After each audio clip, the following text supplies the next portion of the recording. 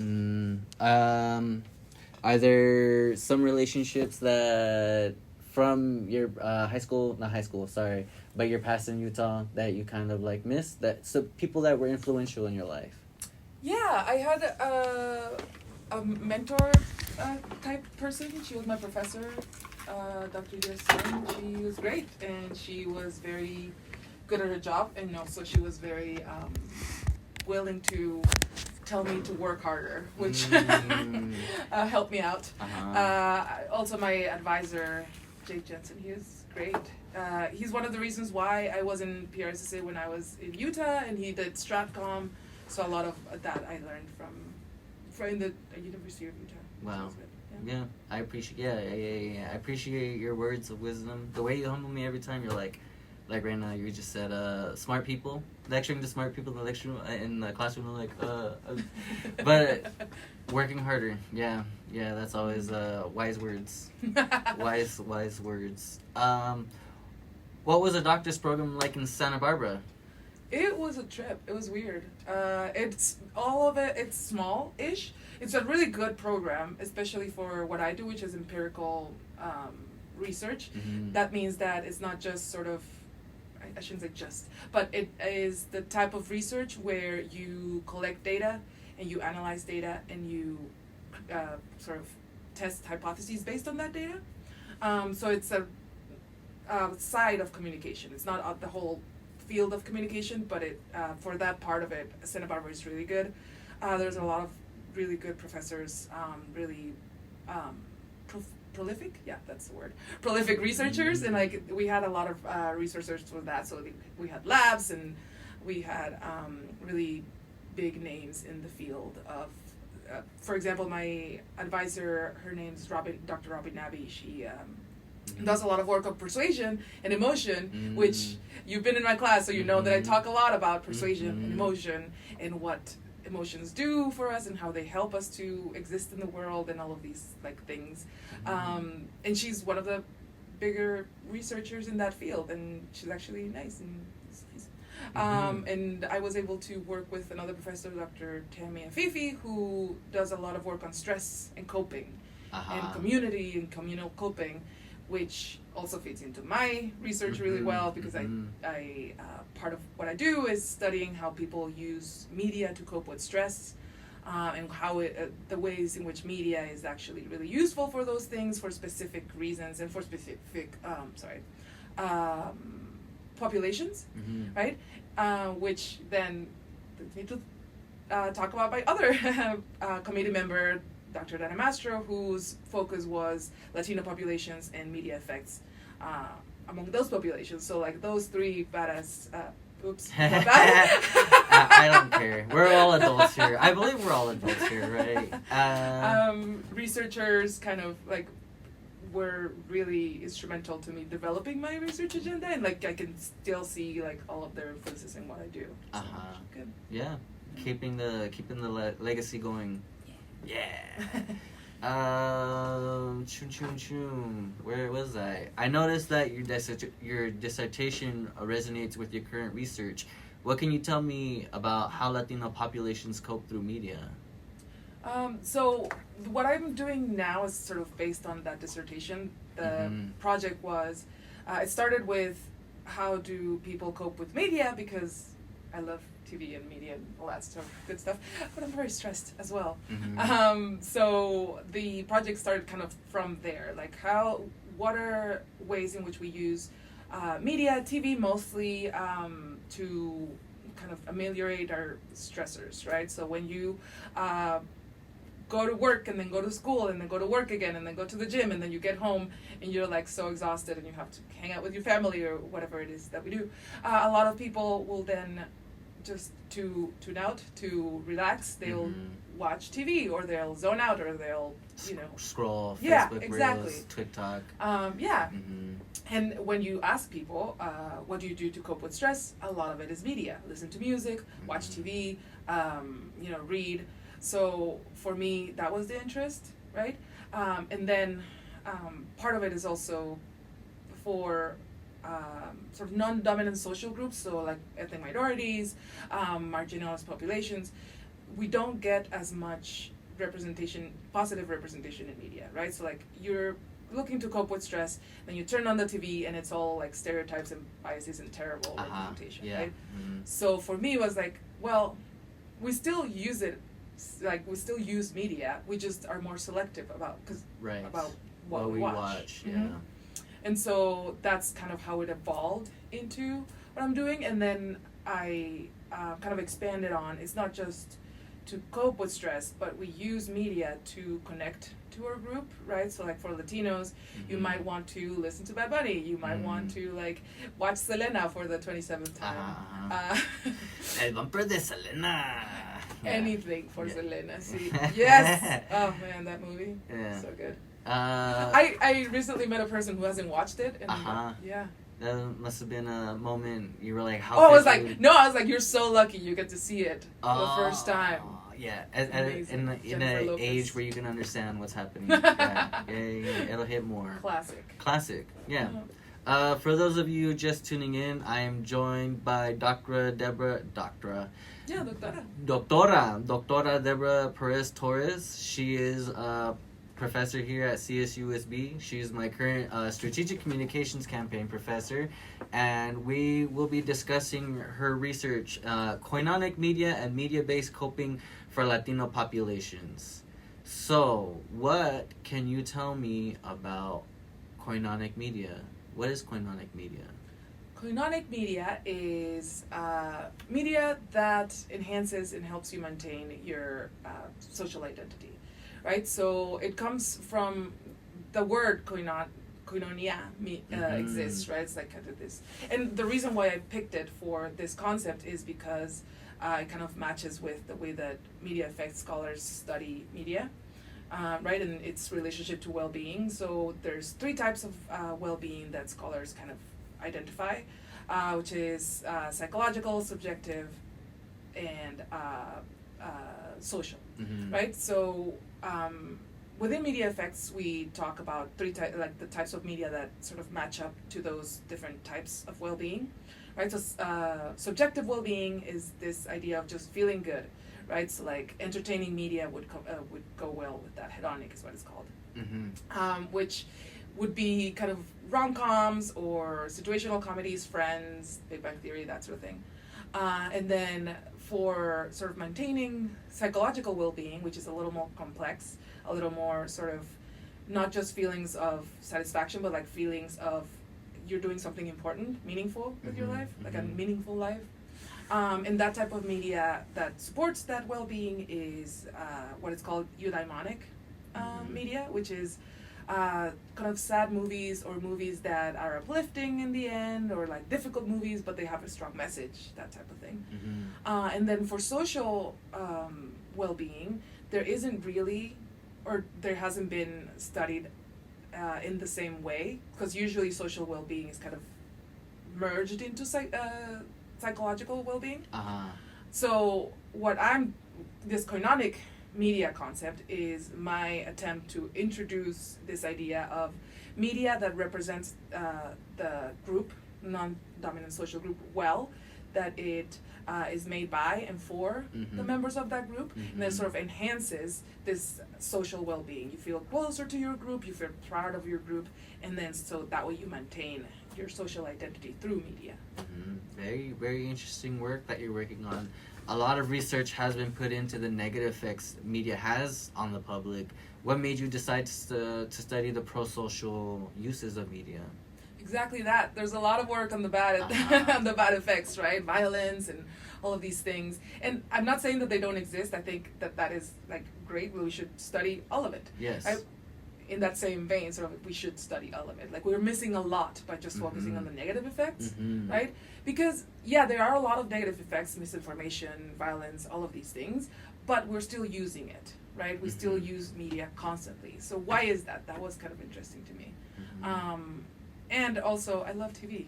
I love media, and I will continue to watch it. And I was telling one of my favorite people that I created my whole career as a way to tell people to leave me alone and let me watch my stories. Hey. Just so that my mom would stop bugging me about watching Period. TV. Period. Right? Yes. Period. Yes.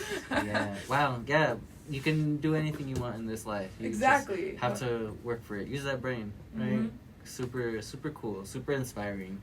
Your field of study focuses on Latino-based communities. How did you start to notice the Latino community benefiting from positive representation in media? So as I mentioned, like I'm from Mexico, right? So like in Uh-huh. Mexico, and I hope that it doesn't sound dumb because, but I didn't realize, like in Mexico, I'm not Latino, like I'm just Mexican, right? So like when I moved to Salt Lake, like I know that I am, but when I moved to Utah to the U.S., like you notice it, right? Uh-huh. So like it's like when you become sort of a person of color, like not really, but you become Latino, right? Because when I'm in Mexico, I'm just Mexican and everyone's Mexican, or you know. Nobody stares at you a different way. Exactly, Uh-huh. exactly. I'm glad that I'm explaining it right. Yeah. Because it's not to say that I wasn't, or you know, didn't Right. realize that these things existed. Just that when you start living here and experiencing Latinidad in a different way. Uh-huh. So I started to notice kind of how Latinos are treated and like the way that they're represented in media. Because if I watch TV at home, like when I was a kid, all the cartoons were dubbed, so you know they're all in Spanish. And you watch the news and the guys speaking are Mexican, because usually guys. Right, okay. Or if not guys now, so it's women in tight dresses. Right. Yeah. So and when you come here, you realize that it's kind of the popular movies or the popular whatever, it don't represent Latino population as well, or any in other groups either, right? Yeah. So we that can. was kind of, I'm so sorry. oh, go ahead. I was gonna just mention that that's kind of like 19, from 19, at least for me, 1990s, 2000s, it was more predominantly, Eurocentric, and then into 2010 to now, we started catching more, good representation of Latinos in media. Well, yeah, and it wasn't an accident, right? Like organizing and kind of fighting for that as well, like writers and producers and Latinos just kind of making it happen. It didn't it wasn't gifted. right. It's a long battle. We worked for this moment to be able to put ourselves in the spotlights in a good light, instead of just being the joke, the joke character. From your experience, is there a difference when comparing how Mexican identities differ between American and Mexican media? I know we just hit on this, but is there anything else? I think so. I think it's a different experience. It doesn't mean that one is more or less than the other. One is not, because I know that some people will say like, oh, well, you don't speak Spanish, so you don't count, quote unquote, or you don't, not real Mexican, but that's not really a thing. Like there's no one right or correct or more answer. Way to be Mexican, right? Like you be what you are. But I do think that there are differences in experience. Those are worthy of evaluation and kind of understanding, and it doesn't mean that one is better than the other. It just means that we get to learn from each other. Right. It's nice. Yeah. The other day I was watching a Chavo del Ocho. I know this. Oh my God. Kind of side. Yeah, right. But it was I was in the cantina out here, and it was just on the TV, and it wasn't silent, But I was just watching it, and there was my friend right next to me, and I was just like, so this is this character, and then this is a Chilindrina, right? This is a Chavo. He's kind of like the poor kid that lives in a barrel, and then I don't know who the chubby guy with the mustaches and the glasses. I forget. Oh, Nino? No. He's an adult character. I don't remember. Yeah. But so Professor Girafales and Doña Florinda. So Doña Florinda's running like her coffee shop or whatever. I guess she runs a kitchen, and she's serving this guy coffee, and El Chavo's trying to polish shoes, and El Chavo has Professor Girafales shoes. And Doña Florinda is just caught up looking at, Professor Girafales. And she's got her, rose petal goo eyes for him. And she's over pouring the cup she overpoured the cup of coffee, but then she overpoured the shoes, and then they poured the shoes of coffee over that one guy. Yeah, so dumb. I know. Well, no, but and I think and as with representation, right? So like, yes, the U.S. sort of Eurocentric representation is not great, but then you look at kind of some representations in Mexican media, and they're also awful, right? So like, it's good and it's valuable to critique all of them, right? Because like the sexism and racism and colorism and all of that exists everywhere. Yeah. We are born from that right, from colonization. We're born from that, and this is what society is like after that, and we're continuing to fight for our rights regardless of how other people feel. What inspired you to do this research? I love to consume media all the time. All the time media. Media and chips, my two greatest loves. Chips. And my kid, my lovely daughter too. But and now mostly TV and chips. Now you have someone to partake all this TV with and be like, I love the show. Physical media, super important. I've gone back and I just started buying a bunch of like my beloved TV shows or movies. Like I just bought Courage the Cowardly Dog, the entire series. I think I have a sticker of Courage in my office. I might bring it. To class. Yeah, but I mean, pick up some DVDs, share them with your daughter. I actually in my office I have because I live in a tiny apartment, and so there's not a lot of space for my books and physical media. Yes. So I brought them all to my office. So I have like the full DVD set of the Gilmore Girls because it just comes in one box, and so I have it in my office. I still have a lot of DVDs of like movies mostly. I used to have like the entire run of the Friends series. But people have been stealing different. Well, no, I left them in my mother's house, and then they retired, and I don't know where they are now. Oops. How did you go about studying this phenomena? Which one? The Koinonic and just. Oh right, no, that's a great question. So what I did, so part of what the research was figuring out how Latinos use media for coping, right? And part of that then was, why would it be different for Latinos to consume media, right? So there's two reasons. One, because representation is bad, and the other one is because of the types of stress that Latinos experience, right? So usually in the field of kind of stress and coping, people focus on kind of general stress, right? So like work stress.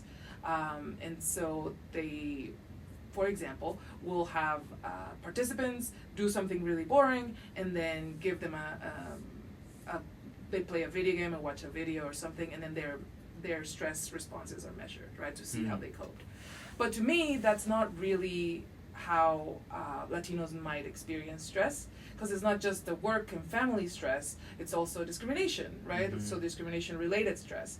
And I also investigated what's called rejection-related stress, so from within the group, being rejected by the same social group. So for example, if someone tells you you're not Latino enough because of you're white passing, quote unquote, or you don't speak Spanish, you're pocho, you don't eat beans, you don't eat chile. Right. Oh, what kind of a Mexican? Are you even Mexican? No, whatever. Yes, exactly those, which I find that terrible. Gatekeeping. Exactly. For what reason? Just feel superior for no reason. Exactly. So so then I interviewed people on those different types of stress. Then I asked them their emotional responses towards those, and then they selected a type of media to watch, either eudaimonic or hedonic, because the koinonic media kind of came after when I realized that it would be different. But yeah, so I demonstrated that different types of stress are related to different types of emotions. So when you're discriminated against, you're more likely to feel anger, which is an activating emotion, so you want to do something about it. Whereas shame, which was associated with rejection-related stress, was less likely to want to do something about it. So shame kind of correlated with a bunch of different things. And then general stress was kind of just overwhelmed and didn't relate to anger or shame. So they are distinctly different experiences, right? So different emotions will lead to different behavioral outcomes. Right. So then I also demonstrated that people who were discriminated against were more likely to select in-group media, right? So media that represented them, and more likely to select media that was more complex rather than just entertaining. So it kind of goes along with what I was saying, that the stressor that you feel is different, and the way that you'll cope with it will also be different, if it's discrimination related stress or different types of stress. Right. Does that make sense? Yes. Of course. That was like a 100 word document summarized in a few words. sentence. I'm so sorry. But right, what they say is, if the more you're able to speak on something, the more informed you are on I spent a lot of time on that. Uh-huh. I did my dissertation while I was pregnant, so I call my daughter and my dissertation like my twins, because I was trying to deal with all of that at the same time. My daughter's 5, so at least 5 years I've been working on it. Wow. Yeah. Cool. So, and she can get to know her, her siblings better in the future. Well, yeah, and so I used to practice my presentations on her when she was a baby, so I'll just do my lectures or my presentations for her. Super cute. She's gonna be so smart. So smart. Yes. So my mom's a doctor, and she lectured me about her research all the time.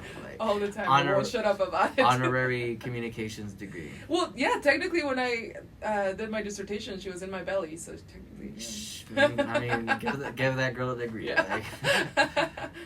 What are the benefits? What do you think? What are some benefits that you can just call out of Koinonic media? I do think that there's coping with stress. There's connection with the group, right? Group pride. There's this thing called performance, which is sort of like the behaviors that are connected to groups, right? So participating in events, or being a member of a community, or kind of being part of the group, participating in cultural events, that sort of thing. I think all of those are associated with consumption of Koinonic media, right? Because you see your group being represented well, you see your experiences, anxieties, challenges being displayed, how people cope with those, how people face them, that you're not alone, right? So you're able to, I think those are some positive effects, that you feel less lonely, you feel less hopeless, I would say. You feel more in touch with your group, you feel a sense of belonging, group pride, yeah. Some good stuff. Some really good stuff. Yeah. That's all very important. Yeah, especially being first generation, growing up in the United States, trying to find your identity as a Chicano or whatever you are, Yeah, it's confusing. Yeah. But here we are. Here we are. Are there any cons to the representation of media? I don't know. I think one of them might be that if you see your group represented well, if you select media that represents your group well, then you might forget that there's still work to be done, right? So I would not want people to say we have Lin-Manuel Miranda's doing great, Bad Bunny's doing great, we don't have to worry about it anymore. That I think would be a negative aspect of it. Complacency, I guess. Right. That's what they were saying, right? We got Obama in the office, and racism is over. Yeah. Your favorite example of a good representation in media? Oh man, Selena. So great. Yeah. Okay. I mean, it's kind of silly, right? Because J-Lo is Boricua from New York, yes. Right? And Selena was Mexican American, so. But I love the person that Selena was, and the movie is really good. I enjoy all of it. I think even some that might be problematic, I still like that there are the more versions and perspectives on identity, the better. Interesting. So, I like Calle 13. It's a good one. I like Gentified. You ever see that? No. It's like on Netflix. It's this show. It's really good, but they canceled it. Really. Like I think they did 1 or 2 seasons, and it was like canceled. So done. Yeah. That's a bummer. Have you seen I think it's called Away or something like that. It's some like HBO. I haven't seen it. No, me neither. But I want to. It looks interesting. There's this one called Los Spookies. Los Spookies. Yeah, it's really cool because it's like a version that it doesn't get seen as much. It's like Latinos, and they're kind of like into creepy stuff, like spooky stuff. Right. There's Problemista. It's like this movie. I still can't remember the creator's name, but his last name I think is Torres. And it's about kind of addressing undocumented immigration and stuff like that. It's cool. I like Coco. Coco's I cried every time. Still do. Always have PTSD when I see that movie. Because they're always like, Miguel! Miguel! That's right. And I'm like, oh God, they're calling me. ¿Qué quieres, abuelita? ¿Qué quieres? You know, I think it's interesting. I was thinking about this today, but in Coco, when they first introduced, spoiler alert, but when they first introduced the little boy's dad, abuelita's dad. Yeah. He died. He was cross-dressing as Frida, and he died choking on chorizo. So I was just like, interesting. So I do like Frida Kahlo. I wrote a chapter on the Frida Kahlo Barbie. And yeah. A Barbie. They did, yeah. So Mattel did a Barbie version of Frida Kahlo, which is a lot. It's a lot. Because Frida was like communist. She was artist. She was all of these things. She was disabled. She was queer. She was mixed. Yeah. Yeah. And then they turned her into Barbie. So got a lot to say about that. Yeah. Well, that says a lot about her icon. I guess her brand lives on. Well, and then so her family, her living family, sued Mattel. And then, so it was a whole thing. They didn't even get rights, of course. Well, they did, but from like a different corporation. It's a whole thing. Well, something to research, something to look into. Well, yeah, I'll send you my chapter on it. Okay, cool, exciting. Yeah, I'd love to read that. I really would. Yeah. Where does one get access to reading your research? Well, I think a lot of it is on Google Scholar. So if you have Google Scholar skills, it's my name, and then I have a profile there, and it should be linked to the on Google Scholars. Yeah. Right on. Yeah, because it's kind of like the nerdiest social media. Google Scholar. No, well, so like if you go on Google Scholar, here so if you're a student, you go to the library website, and we have like that one search type of thing. Right. Have you ever seen that? Yeah, all that. Yeah, all of that. That is sometimes complicated to navigate. And so if you go to Google Scholar, it is easier to navigate, but you might not get as much information and as specific.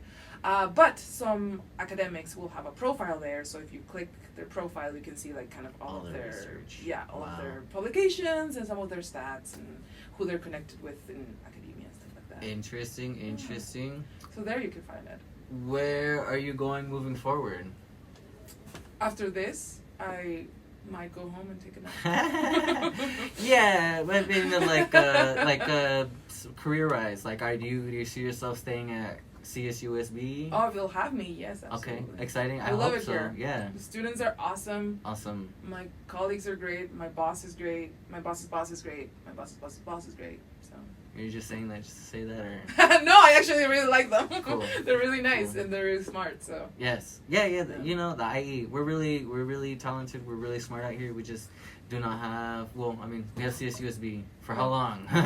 But the resources. No, but for sure, the students are the reason why I came here. They're like it's a majority Latino university. I didn't think that could happen. The students are so great. I am excited to chat with students every day that I get the chance. Yes, thank you. I appreciate that. Any thoughts you would like to share with the audience? No, not really. Awesome. Take my classes. Hey, it's great. Doctor. Yeah, for real. Take her classes. You're good. You can't go wrong. She sits there and she questions you about her material, like to make sure that you're understanding what she's talking about, which is a really bold approach to teaching, and I respect it and I enjoy it. Yeah. Dr. Debora Perez Torres, thank you very much for being with me on Coyote Radio. Yeah. Thank you for having me. Of course. I hope you have a wonderful night. Next up, we listened to, if you even remember, was Tonight by Scary Pool Party. And then after that is Riot by Angel B. You're listening to Coyote Radio, local bands 24/7 with your MC, El Coyote. Awwooooo!